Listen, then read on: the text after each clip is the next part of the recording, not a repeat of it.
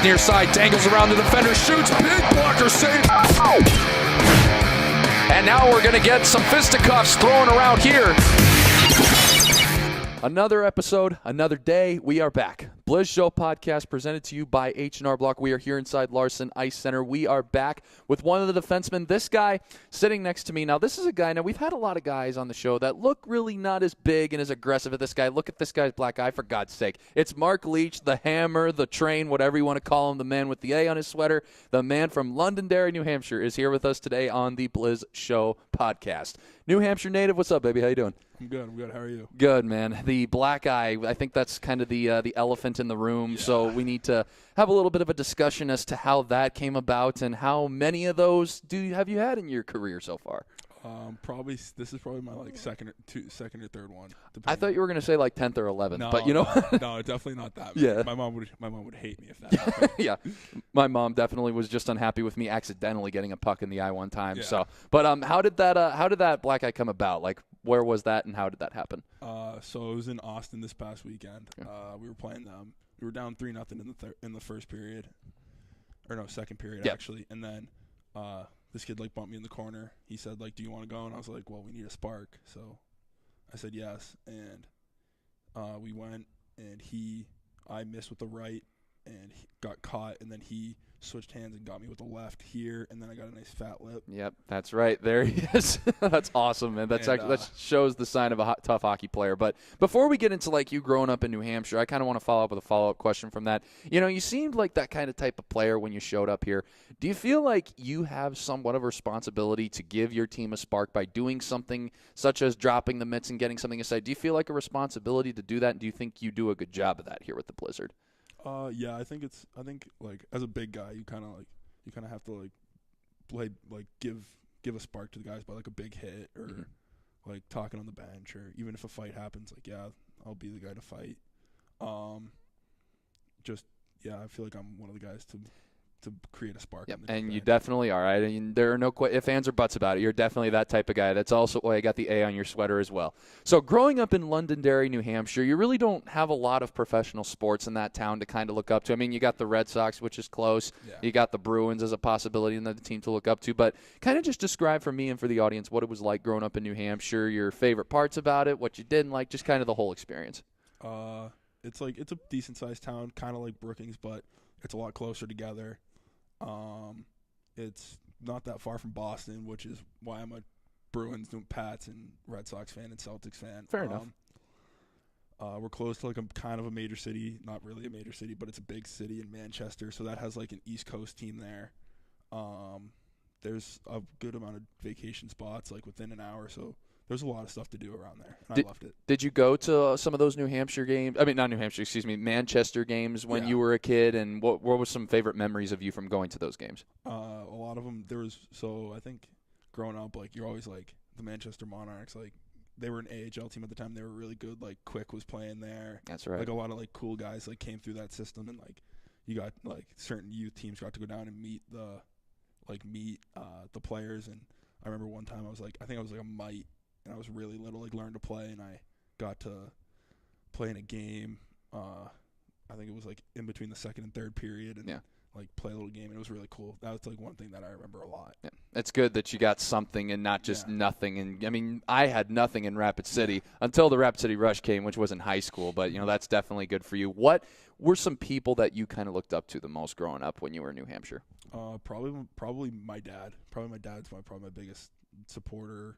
The guy I looked up to, and I still look up to him to this day. What does he do? He is an amateur scout for the Dallas Stars. Oh, that's right. I remember you telling me that. What roles does he have with the Dallas Stars? He kind of does it all with the Stars. He helps out with final decision on certain trades.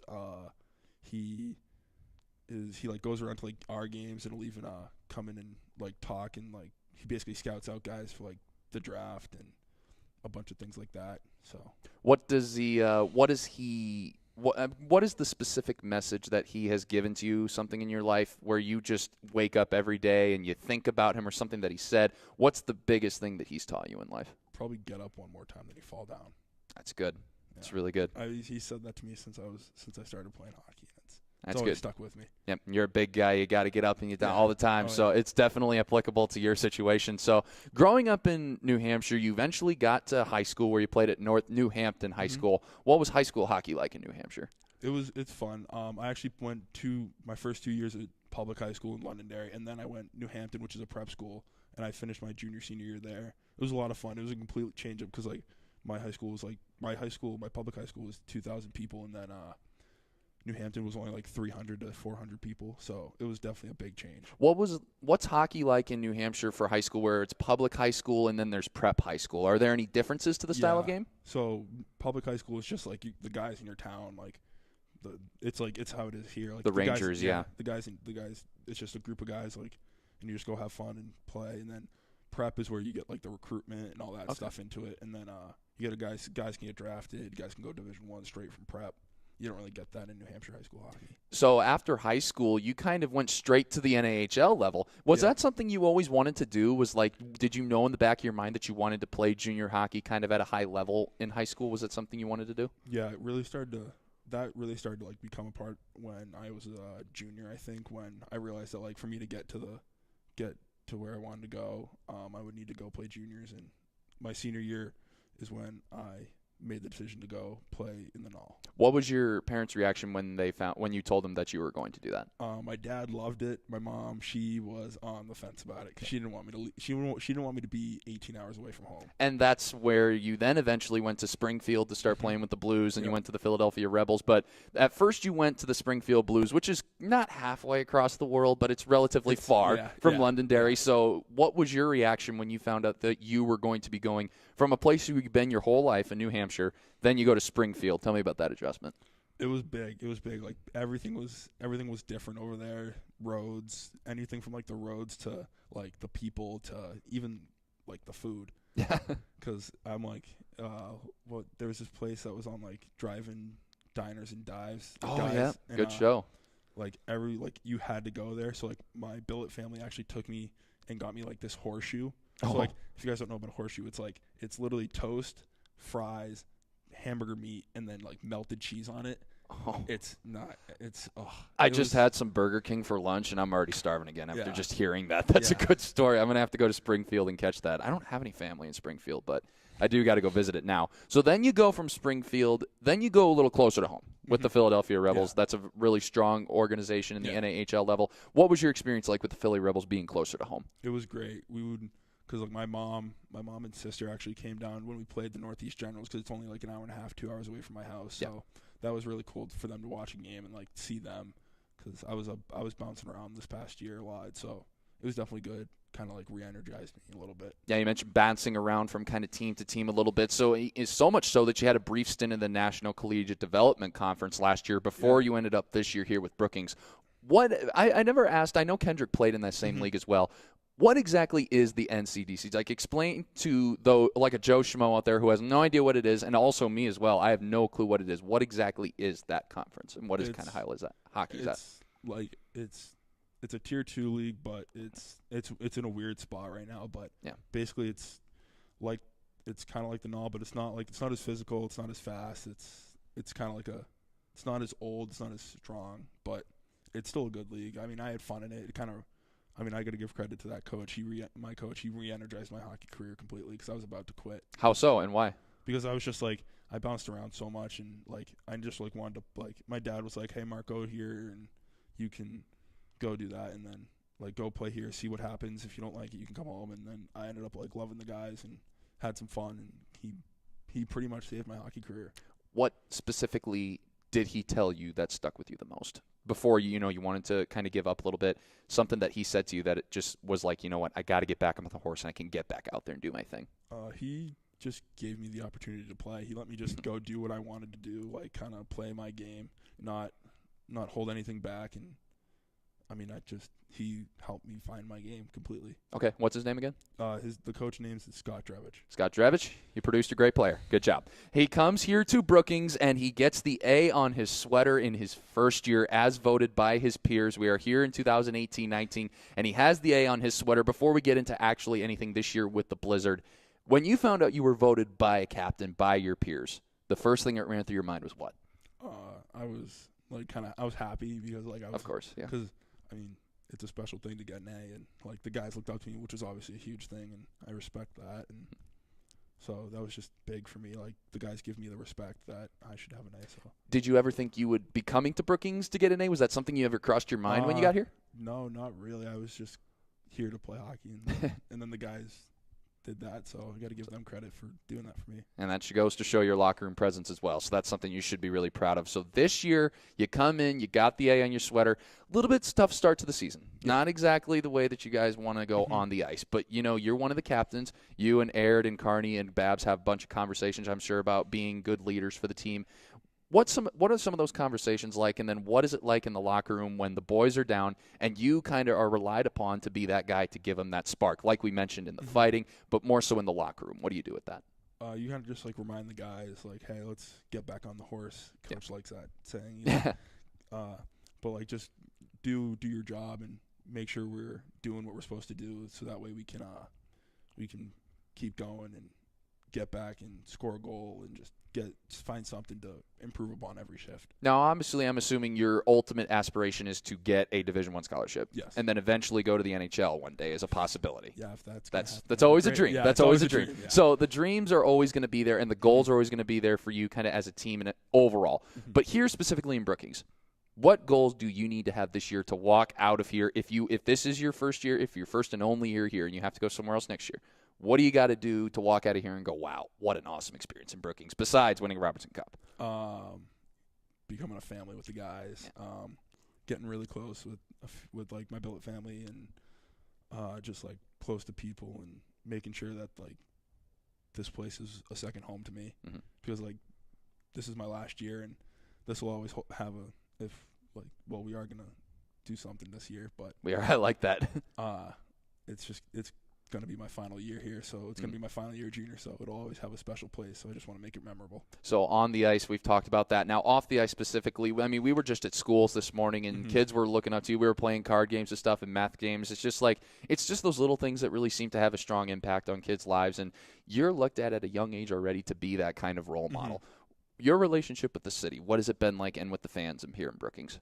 It's great. It's great. You always, in warm-ups or anything like that, you always got to find a way to make a little kid smile or something like that. But it's great. Like, it's great fan base. It's great city. I love it here. And I'm not saying this. I'm just because out of fun and games. Kids don't get scared when they see you smiling because you're an intimidating fella. No, not really. Okay, that's good. Really. That's good. That makes me feel that's no insult. That's just a funny joke. I was like, should I ask this question or should I not? But it's part of the job. You got to ask the questions. Yeah. That's awesome, man. So you've enjoyed your time here in Brookings so far. Off the ice, what's been the most memorable thing you've done so far here in the community with Brookings? Probably. Oh man, that's tough. Yeah. I mean, we do have are you talking about the team, or are you talking about like just in the city? Just in the city, kind of both. Both. Okay. We do have Tuesday movie nights every night. We go to the movies together as a team. There's usually at least 17 of us that go. Wow. Yeah, so that's been going on. How come I haven't been invited? I mean, it's there. You have my phone number. Just kidding. Continue, man. And then with the city, I think the school thing was really cool because you got to see like all those kids like just looking up at you, smiling. They're like, "Oh, hi."